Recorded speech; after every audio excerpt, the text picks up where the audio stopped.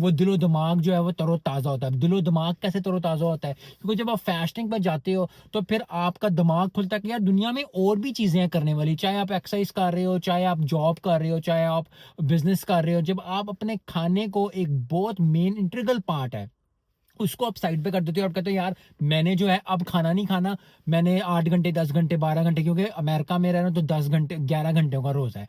तो 11 घंटे मैंने कुछ नहीं खाना। अब मेरा दिमाग चल रहा है कि मैं वीडियो बना लूँ, मैं किसी से बात कर लूँ, मैं कुछ और कर लूँ। आपका दिमाग रोशन होना शुरू होगा, आपका दिमाग ज़रा तेज़ चलना शुरू होगा।